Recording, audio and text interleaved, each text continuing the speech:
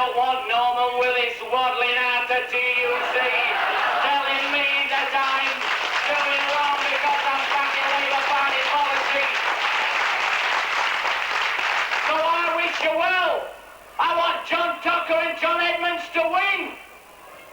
But let's not be fools. We've got to make sure that they carry out the commitment to the class and not to some leaders who happen to be passing through the night.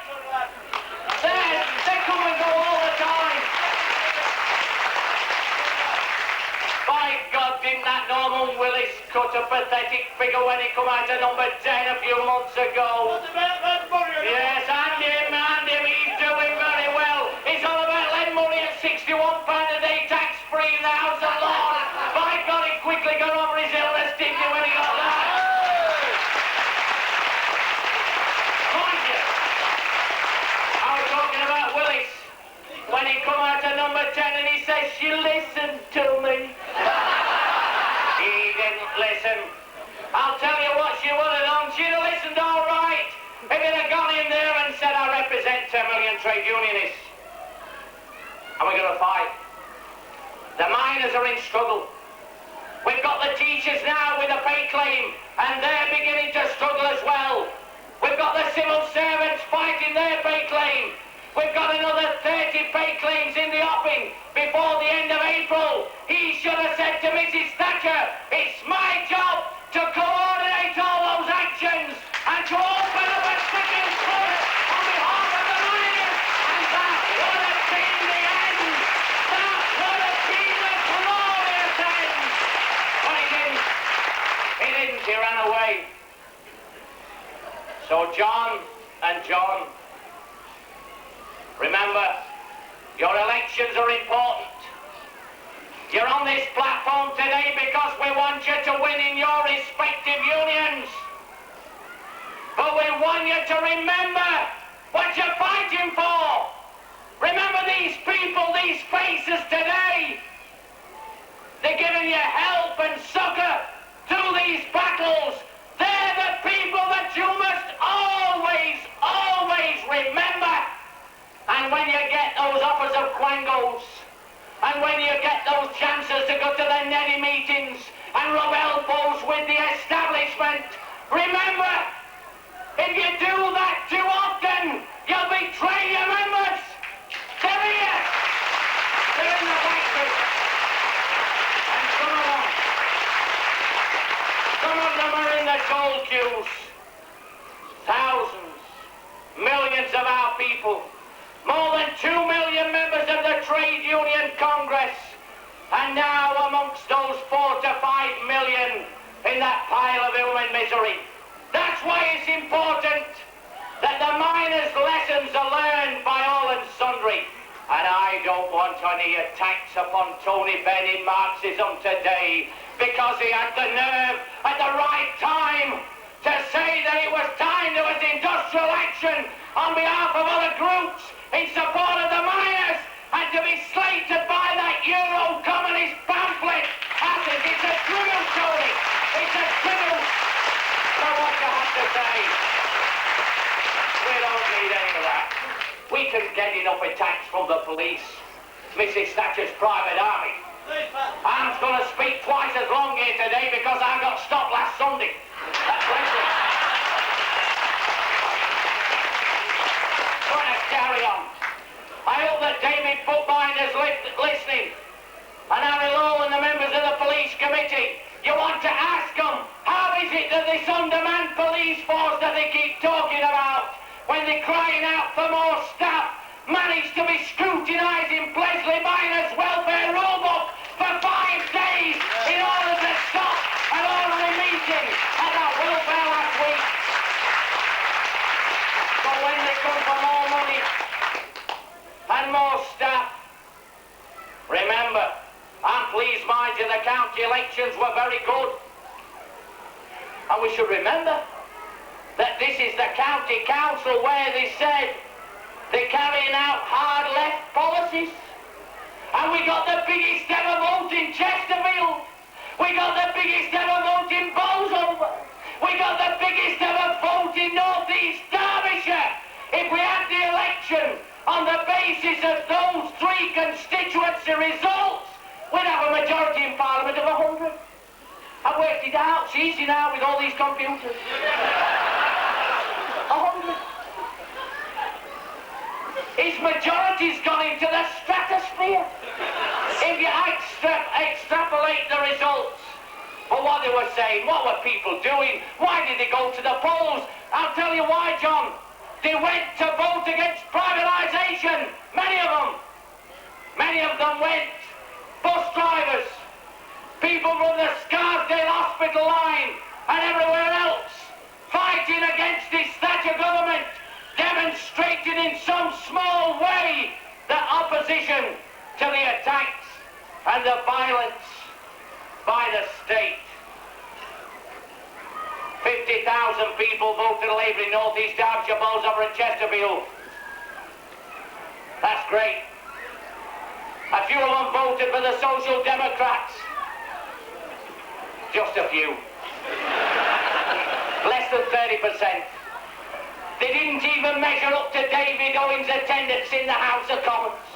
He managed to go to work for 30% of the time. And he talks about balance for the unions. Just imagine somebody turning up for work 30% of the time. Hey? In one of these privatised schemes. What have been waiting for that man or woman? And these people have got the gall to talk about ballots, about Ron Todd and about the AEU and all the rest of it. David Owen, he was the man in 1981 who ripped up the Labour manifesto and hadn't got the guts to have a ballot in Plymouth to test his election. They stand ready.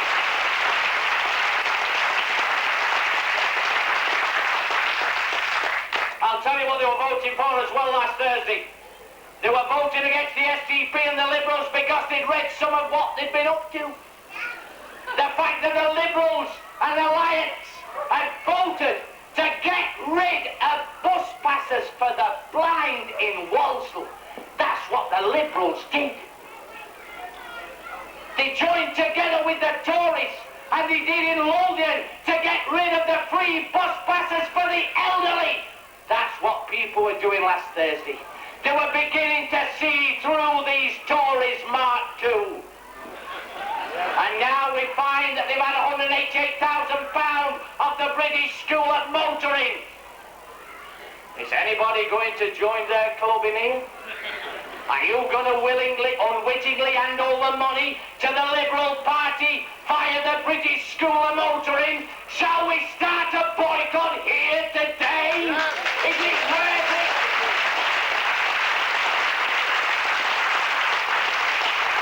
What hypocrisy! They talk about us getting money from the trade unions. I'm proud of it. But they, in the white sheet, saying that we don't belong to anybody. We're free agents, we can do as they like. And now I found out that in the course of this Parliament, Liberal and Alliance spokesmen were going into the House of Commons blocking a driving instruction bill because the British School of Motoring didn't want it. By God, talk about kept men. They were kept all right.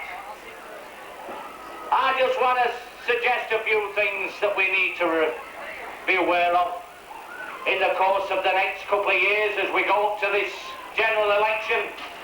First of all, we've got to remember that those election results throughout the country demonstrate to Neil Kinnock and anybody else there must be no coalition in government with the Liberals or the Social Democrats.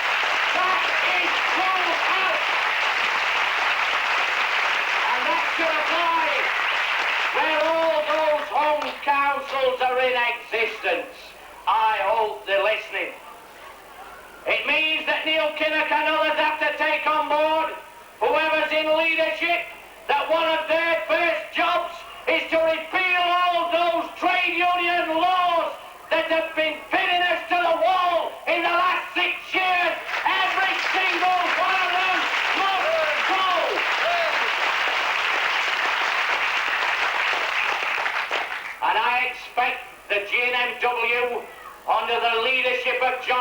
Times and the AU under the leadership of John Tucker to be calling as loudly as all of us here that that's the road to travel. And there must be no meddling around with wages. Your job and your job and your job is to maximise the amount of money you can extract out of the employer. And it's the job of leaders to back them up to the hilt. And it's the job of the next Labour government not to have any form of incomes policy through the lifetime of that government. And if they do, I'm voting against. That's what I'm doing.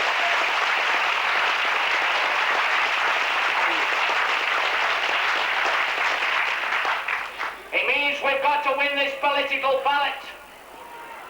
In order to provide the financial umbilical cord between the movement and the Labour Party, there must be no soft peddling.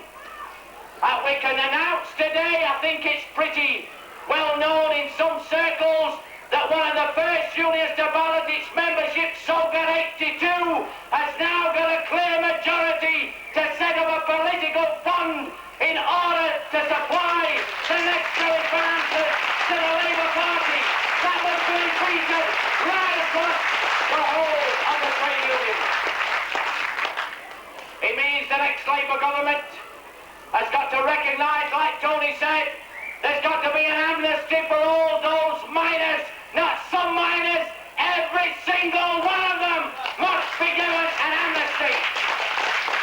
I hear people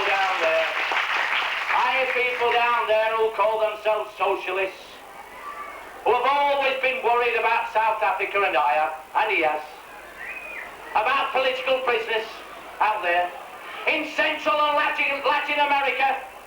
But I have to say to you, those men that are now in jail, having fought in the most honourable dispute this century, are political prisoners and must be released by the next Labour government.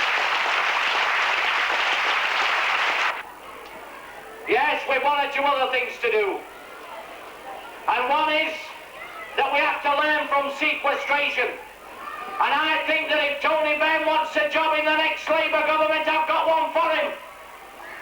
I think he should be the official sequestrator to fetch back all that money that's gone abroad and avoided paying tax in this country.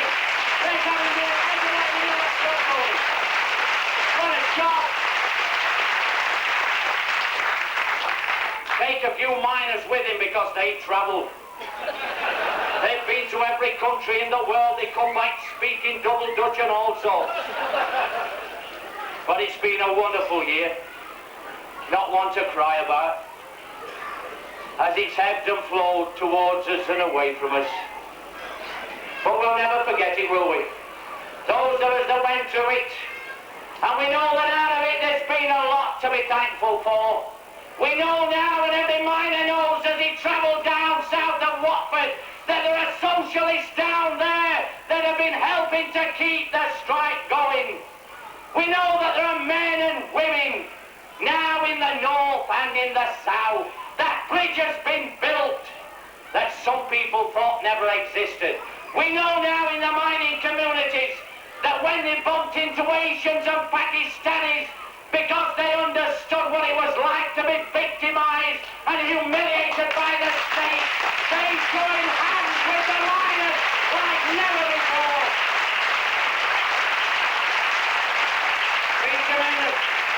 That was socialism in practice, and when you see it in practice, you have to treasure it. You don't see it all that often. So who are they to say that it was total defeat? No, there was a lot came out of it. And it brought the people in these areas together. That's why we got those votes last Thursday. So on we go. The fight continues.